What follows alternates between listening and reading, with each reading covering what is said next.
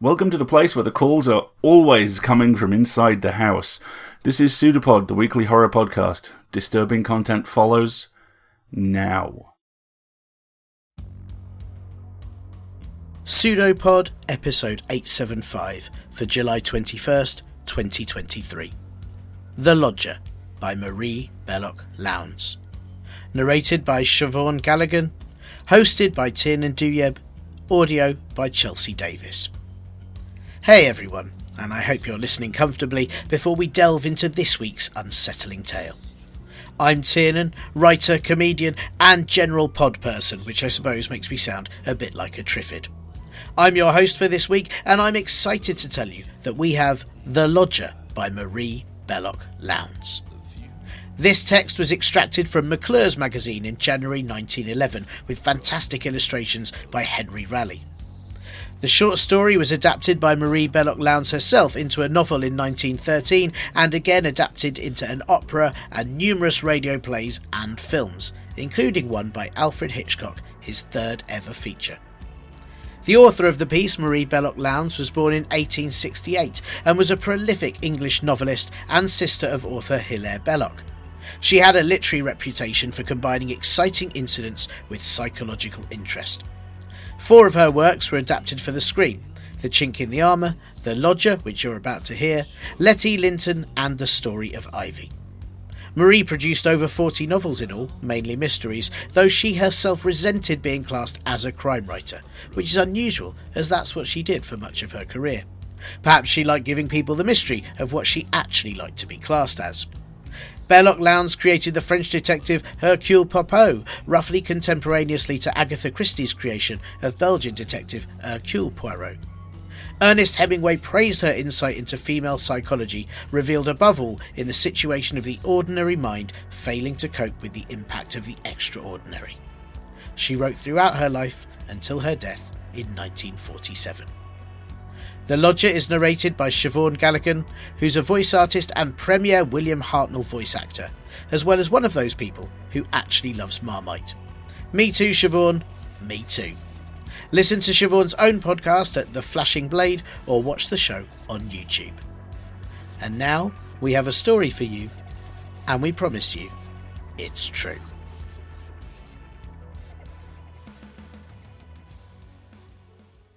The Lodger by Marie Adelaide Belloc Lowndes. Read by Siobhan Galligan. This text was extracted from McClure's January 1911, illustrated by Henry Raleigh. The illustrations naturally are omitted.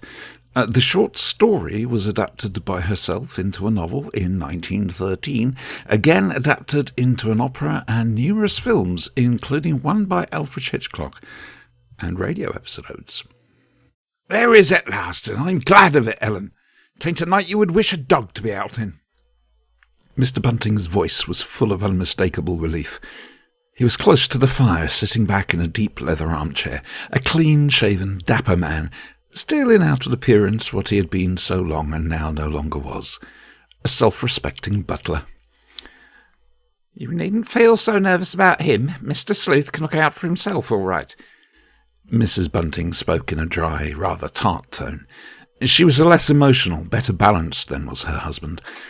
On her, the marks of past servitude were less apparent, but they were there all the same, especially in her neat black stuff dress and scrupulously clean, plain collar and cuffs. Mrs. Bunting, as a single woman, had been for long years what is known as a useful maid. I can't think what he wants to go out in such weather. He did it in last week's fog, too, Bunting went on complainingly.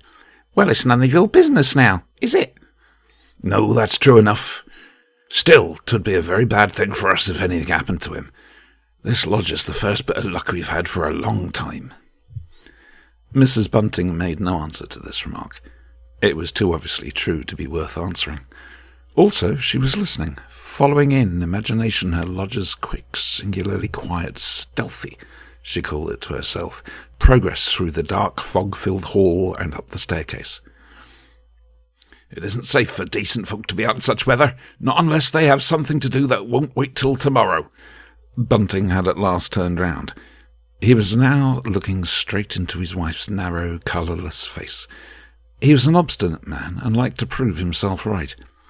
"I read you out the accidents in Lloyd's yesterday. Shocking they were, and all brought about by the fog. And then that horrid monster at his work again." "Monster?"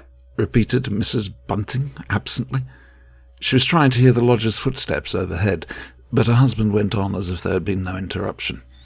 "Wouldn't be very pleasant to run up against such a party as that in the fog, eh?" "Oh, what stuff you do talk," she said sharply, and then got up suddenly. Her husband's remark had disturbed her. She hated to think of the terrible series of murders that were just then horrifying and exciting the netherworld of London. Though she enjoyed pathos and sentiment, Mrs. Bunting would listen with mild amusement to the details of a breach of promise action. She shrank from stories of either immorality or physical violence. Mrs. Bunting got up from the straight-backed chair on which she had been sitting. It would soon be time for supper. She moved through the sitting room, flecking off an imperceptible touch of dust here, straightening a piece of furniture there.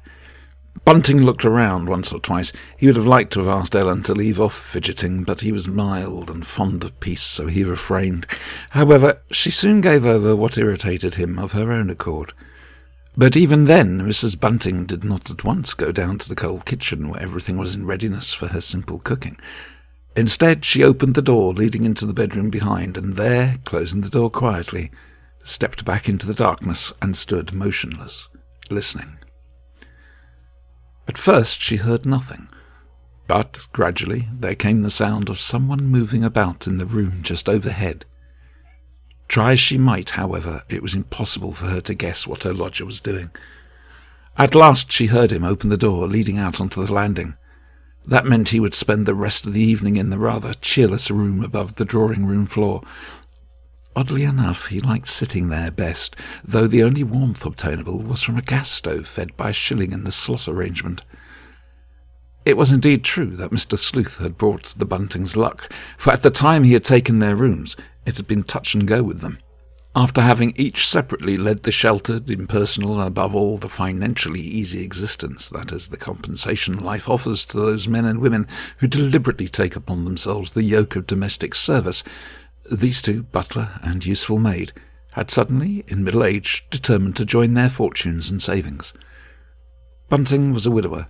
He had one pretty daughter, a girl of 17, who now lived, as had been the case ever since the death of her mother, with a prosperous aunt.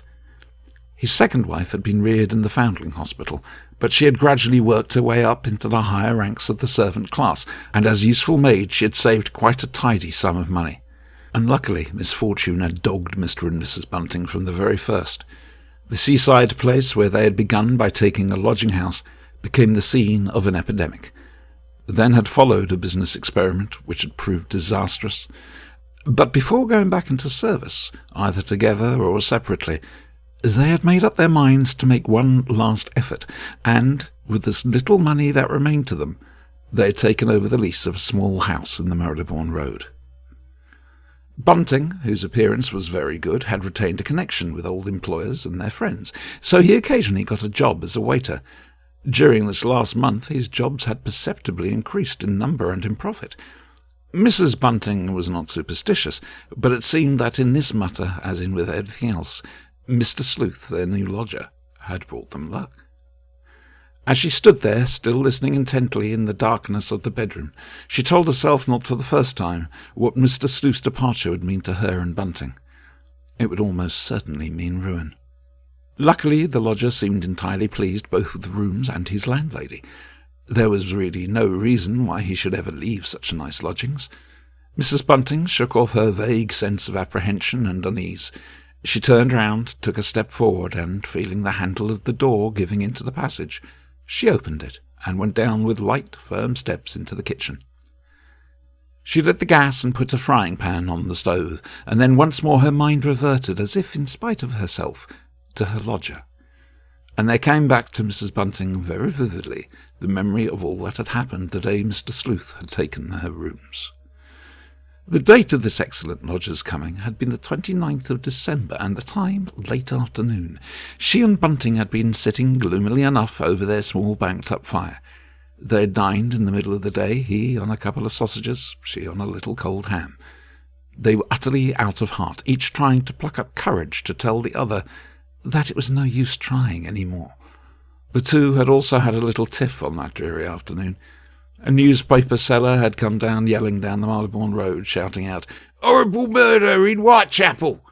And just because Bunting had an old uncle living in the East End, he had gone out and bought a paper, and at a time, too, when every penny, nay, every halfpenny, had its full value. Mrs. Bunting remembered the circumstances because that murder in Whitechapel had been the first of these terrible crimes. There had been 4 since, which she would never allow Bunting to discuss in her presence, and yet which had, of late, begun to interest curiously, uncomfortably, even her refined mind. But to return to the lodger, it was then on that dreary afternoon that suddenly there had come to the front door a tremulous, uncertain double knock. Bunting ought to have got up, but he had gone on reading the paper, and so Mrs. Bunting, with the woman's greater courage, had gone out into the passage, turned up the gas, and opened the door to see who it could be. She remembered, as if it were yesterday instead of nigh on a month ago, Mr. Sleuth's peculiar appearance. Tall, dark, lanky, an old-fashioned top hat concealing his high, bald forehead. He had stood there, an odd figure of a man, blinking at her. "I believe, is it not a fact, that you let lodgings?" he had asked in a hesitating, whistling voice, a voice that she had known in a moment to be that of an educated man, of a gentleman. As he stepped into the hall, she had noticed that in his right hand he held a narrow bag, a quite new bag of strong brown leather. Everything had been settled in less than a quarter of an hour.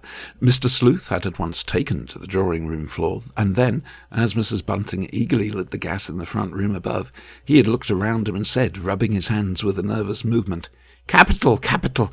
This is just what I've been looking for."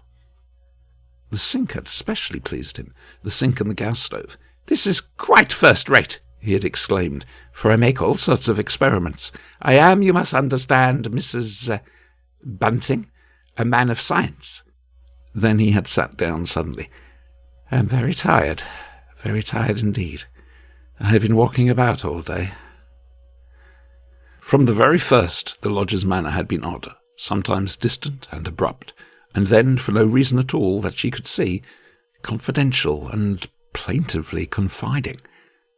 But Mrs. Bunting was aware that eccentricity has always been a prerequisite, as it were the special luxury, of the well-born and well-educated.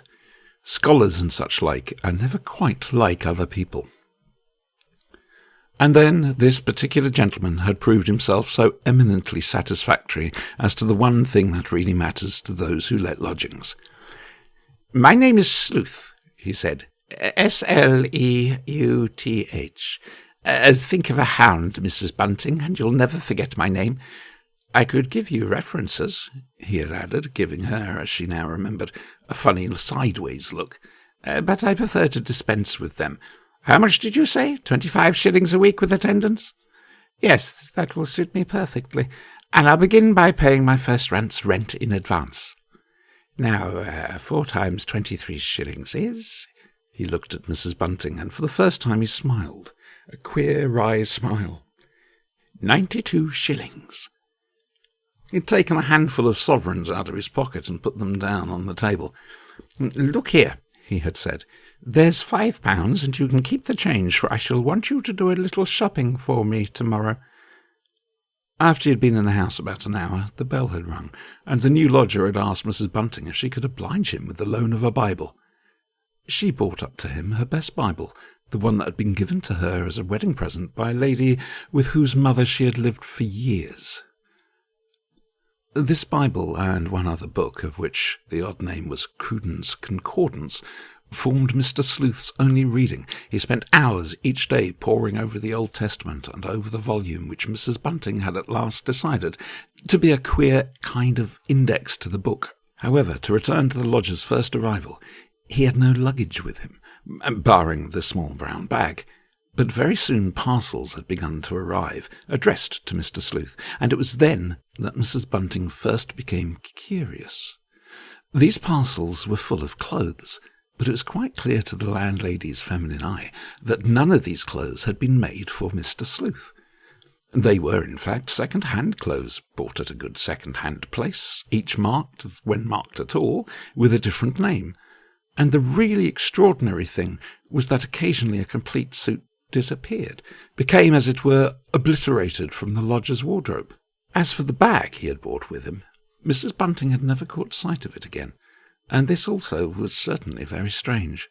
Mrs. Bunting thought a great deal about that bag. She had often wondered what had been in it. Not a nightshirt and comb and brush, as she had at first supposed, for Mr. Sleuth had asked her to go out and buy him a brush and comb and toothbrush the morning after his arrival. The fact was specially impressed on her memory, for at the little shop, a barber's where she had purchased the brush and comb, the foreigner who had served her had insisted on telling her some of the horrible details of the murder that had taken place the day before in Whitechapel, and it had upset her very much. As to where the bag was now, it was probably locked up in the lower part of a chiffonier in the front sitting-room. Mr. Sleuth evidently always carried the key of the little cupboard on his person, for Mrs. Bunting, though she looked well for it, had never been able to find it. And yet never was there a more confiding or trusting gentleman. The first 4 days that he had been with them, he had allowed his money, the considerable sum of £184 in gold, to lie about wrapped up in pieces of paper on his dressing-table. This was very foolish, indeed a wrong thing to do, as she had allowed herself respectfully to point out to him, but as only answer he had laughed, a loud, discordant shout of laughter. Mr. Sleuth had many other odd ways, but Mrs. Bunting, a true woman in spite of her prim manner and love of order, had infinite patience with masculine vagaries. On the first morning of Mr. Sleuth's stay in the Buntings' house, while Mrs. Bunting was out buying things for him, the new lodger had turned most of the pictures and photographs hanging in his sitting-room, with their faces to the wall. But this queer action on Mr. Sleuth's part had not surprised Mrs. Bunting, as much as it might have done. It recalled an incident of her long-past youth, when something had happened a matter of 20 years ago, at a time when Mrs. Bunting, then still youthful Ellen Cottrell, had been maid to an old lady. The old lady had a favourite nephew, a bright, jolly young gentleman, who had been learning to paint animals in Paris, and it was he who had had the impudence early one summer morning to turn to the wall 6 beautiful engravings of paintings done by the famous Mr. Landseer. The old lady thought the world of these pictures, but her nephew, as only excuse for the extraordinary thing he had done, had observed that they put his eye out.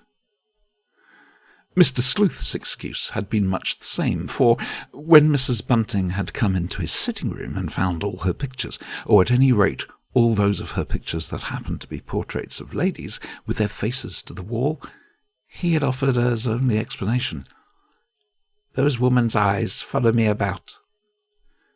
Mrs. Bunting had gradually become aware that Mr. Sleuth had a fear and dislike of women.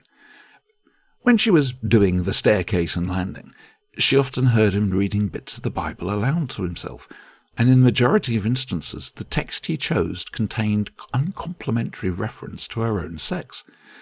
Only today she had stopped and listened while he uttered threateningly the awful words, "A strange woman is in narrow pit. She also lieth in wait as for prey, and increaseth the transgressions among men."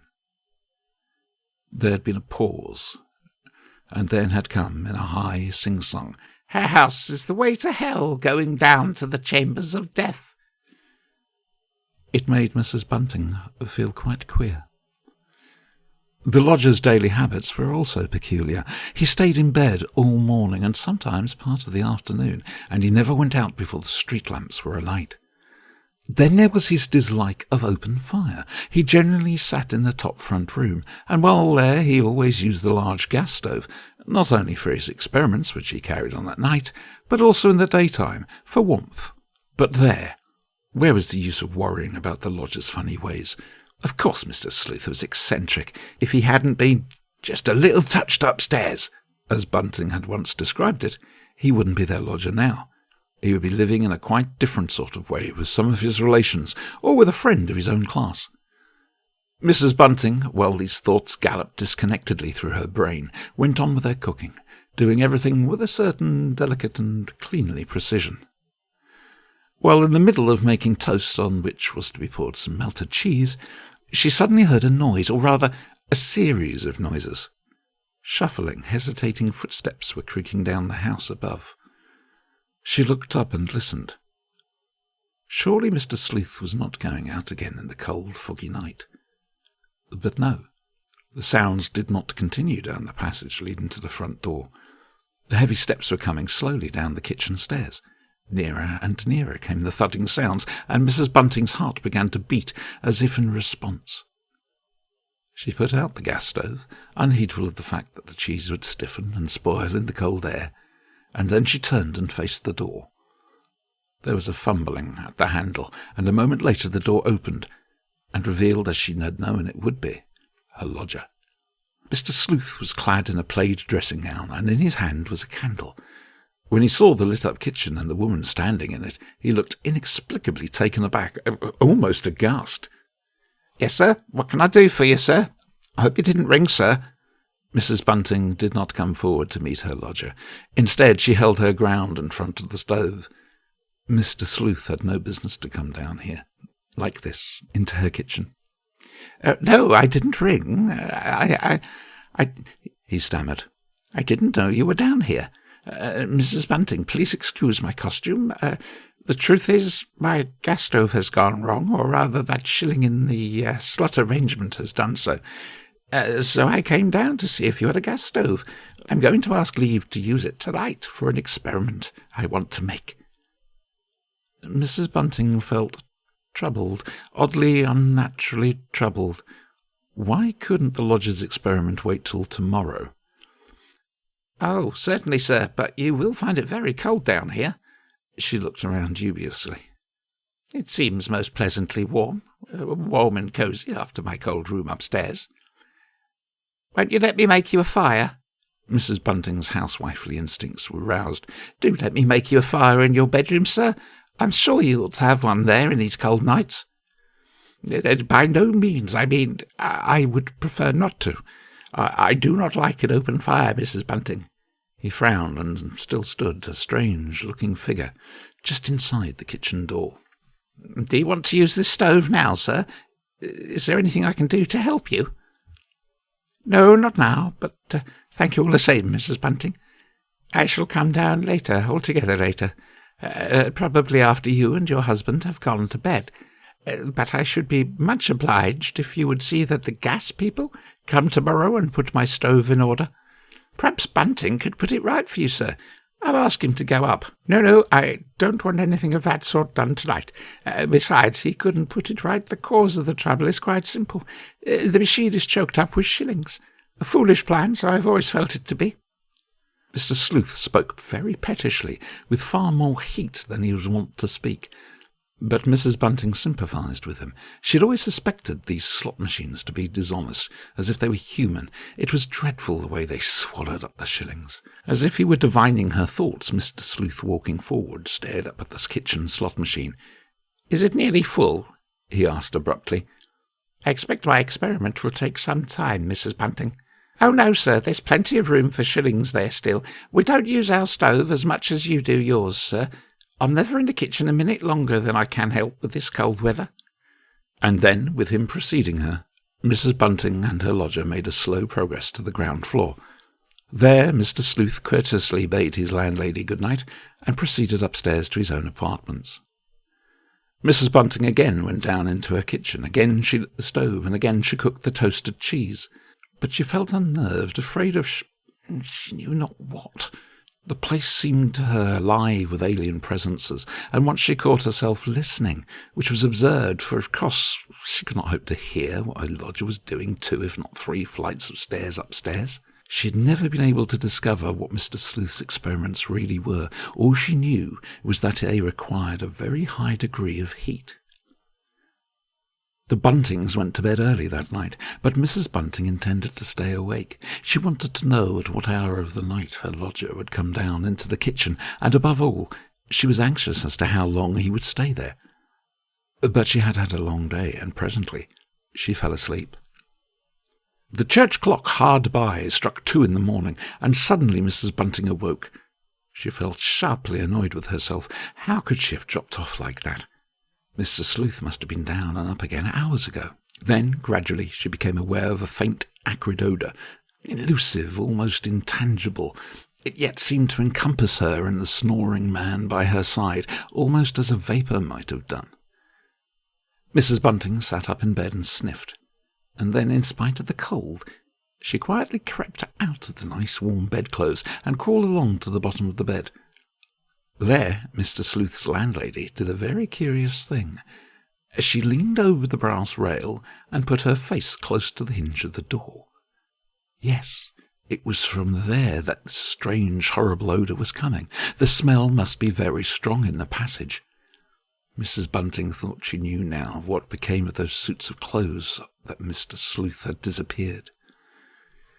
As she crept back, shivering under the bedclothes, she longed to give her sleeping husband a good shake, and in fancy she heard herself saying, "Bunting, get up! There's something strange going on downstairs that we ought to know about." But Mr. Sleuth's landlady, as she lay by her husband's side, listening with painful intentness, knew very well that she would do nothing of the sort. The lodger had a right to destroy his clothes by burning if the fancy took him. What if he did make a certain amount of mess, a certain amount of smell in her nice kitchen? Was he not a good lodger? If they did anything to upset him, where could they ever hope to get another like him? 3 o'clock struck before Mrs. Bunting heard slow, heavy footsteps creaking up her kitchen stairs. But Mr. Sleuth did not go straight up to his own quarters, as she expected him to do. Instead, he went to the front door and, opening it, put it on the chain. At the end of 10 minutes or so, he closed the front door, and by that time Mrs. Bunting had divined why the lodger had behaved in this strange fashion. It must have been to get the strong, acrid smell of burning wool out of the passage. But Mrs. Bunting felt as if she herself would never get rid of the horrible odour. She felt herself to be all smell. At last the unhappy woman fell into a deep, troubled sleep. And then she dreamed a most terrible and unnatural dream. Hoarse voices seemed to be shouting in her ear. "Horrible murder off the Edgware Road!" Then 3 words, indistinctly uttered, followed by, "At his work again! Awful details!" Even in her dream, Mrs. Bunting felt angered and impatient. She knew so well why she was being disturbed by this horrid nightmare. It was because of Bunting. Bunting, who insisted on talking to her of those frightful murders in which only morbid, vulgar-minded people took any interest. Why, even now, in her dream, she could hear her husband speaking to her about it. "Ellen," so she heard Bunting say in her ear, "Ellen, my dear, I'm just going to get up to get the paper. It's after 7 o'clock. Mrs. Bunting sat up in bed. The shouting, nay, worse, the sound of tramping, hurrying feet smote on her ears. It had been no nightmare then, but something infinitely worse. Reality.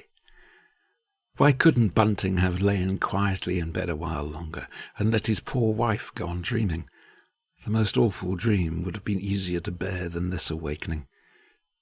She heard her husband go to the front door and, as he brought the paper, exchange a few excited words with the newspaper boy. Then he came back and began silently moving about the room. "Well," she cried, "why don't you tell me about it?" "I thought you'd rather not hear." "Of course I'd like to know what happens close to our own front door," she snapped out. And then he read out a piece of the newspaper, only a few lines after all, telling in brief, unemotional language that the body of a woman, apparently done to death in a peculiarly atrocious fashion some hours before, had been found in a passage leading to a disused warehouse off the Marylebone Road. "It serves that sort of hussy right," was Mrs. Bunting's only comment. When Mrs. Bunting went down into the kitchen, everything there looked just as she had left it. There was no trace of the acrid smell she had expected to find there. Instead, the cavernous whitewashed room was full of fog, and she noticed that, though the shutters were bolted and barred as she had left them, the windows behind them had been widely open to the air. She, of course, had left them shut. She stooped and flung open the oven door of her gas stove. Yes, it was as she had expected. A fierce heat had been generated there since she had last used the oven, and a mass of black, gluey soot had fallen through to the stone floor below. Mrs. Bunting took the ham and eggs that she had brought the previous day for her own and Bunting's breakfast, and broiled them over the gas ring in their sitting-room. Her husband watched in a surprised silence. She'd never done such a thing before. "I couldn't stay down there," she said. "It was so cold and foggy, I thought I'd make breakfast up here just for today." "Yes," he said kindly.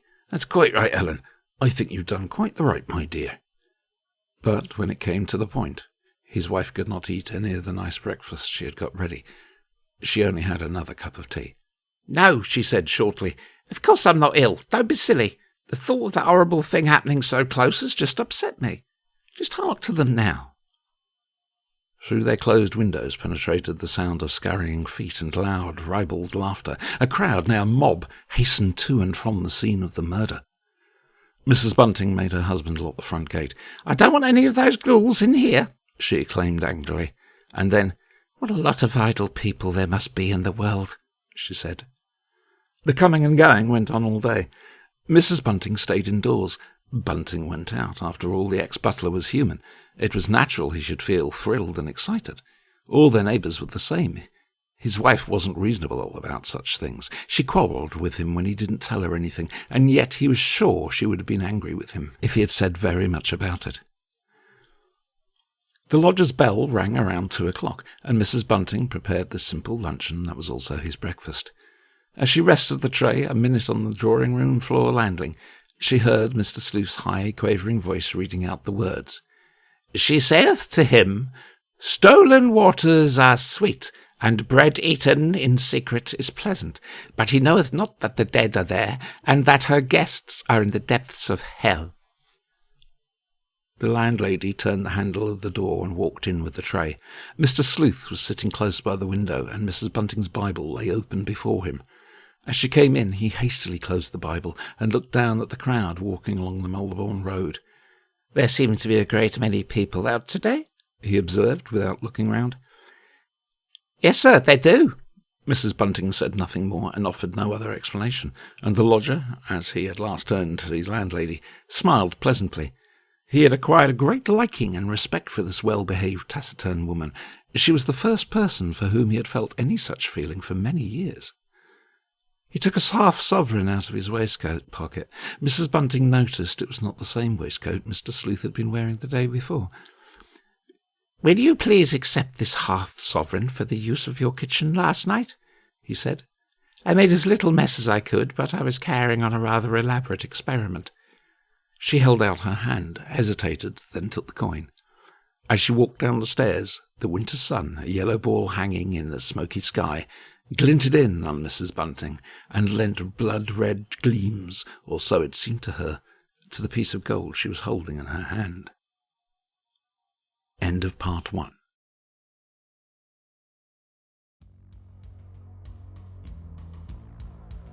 Well done. You've survived another story, or at least the first half of one. And what a gripping start to a tale it was too, wasn't it? You might well be familiar with the setting and the crimes, but hearing the tale from those who may actually be dwelling with the East End of London's most macabre villain gives me real chills. Marie Belloc-Lowndes builds the tension superbly, starting with a seemingly innocuous description of the Buntings hard on their luck before rapidly becoming the kind of horror story that stays with you, that where the danger might be right there with you in your own home. Lowndes has a real skill for providing exactly the detail needed to set the scene clearly in your mind, and that moment where Mrs. Bunting lies in bed, wide awake and afraid of what her lodger, Mr. Sleuth, could possibly be doing, feels so real and so vivid. I'm sure many of you, and I certainly have been woken by a sound, a change in temperature, or the feeling of something brushing against your arm, and then just lain there in bed, wide awake, wishing the night would race past until the safety of the morning. Nothing feels more unsettling than an unfamiliar in your own home in the early hours of the morning during the witching hour, concocting something that fills you with unease. I'm also sure it was intentional on the part of Marie Belloc-Lowndes, whose brother Hilaire was a great admirer of radical politician William Cobbett, that this tale provides a warning of the consequences of capitalism too. Without a desperate need for money to survive, would the Buntings ever have had to take Mr. Sleuth into their own home, only to have no choice but to allow him to stay in return for coin, despite all their suspicions? We don't know for sure, but it's likely that in a more fair society during Victorian times may have precluded Mr. Sleuth, whoever he may be, from finding such a convenient place to lodge with such ease. It was no coincidence that Jack the Ripper, whoever he may have been, chose one of the country's poorest areas to strike, and his crimes caused many at the time to be confronted with the reality of daily life of those in poverty, and which social commentators had been warning about for many, many years. But what did you think of the story? If you're a Patreon subscriber, we encourage you to pop over to our Discord channel and tell us. And on the subject of subscribing and support, PseudoPod is funded by you, our listeners. We pay everyone, which is amazing, and we're very proud of that, but it relies on your generosity. So as always, if you can, please go to pseudopod.org and donate by clicking on Feed the Pod. If you can't afford to do that, and hey, we get it, times are tight right now, then please consider leaving reviews of our episodes, tweeting about them, or generally making a noise on whichever form of social media seems the least awful this week. And if you like merch, who doesn't? Escape Artists has a Void merch store with a huge range of fabulous hoodies, t-shirts and other goodies too. The link is in various places, including our pinned tweet. Do check it out. PseudoPod is part of the Escape Artists Foundation, a 501c3 non-profit, and this episode is distributed under the Creative Commons Attribution, Non-Commercial, No Derivatives 4.0 International License. Download and listen to the episode on any device you like, but don't change it or sell it. Theme music is by permission of Anders Manga. Next week we have the conclusion of the chilling tale, The Lodger, by Marie Belloc Lowndes. See you soon, folks. Take care, stay safe. And we leave you with a closing quote from French poet Jean Lorrain. The charm of horror only tempts the strong.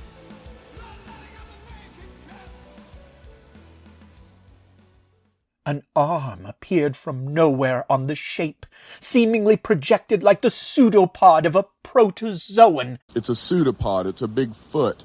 It's all about podcasts these days.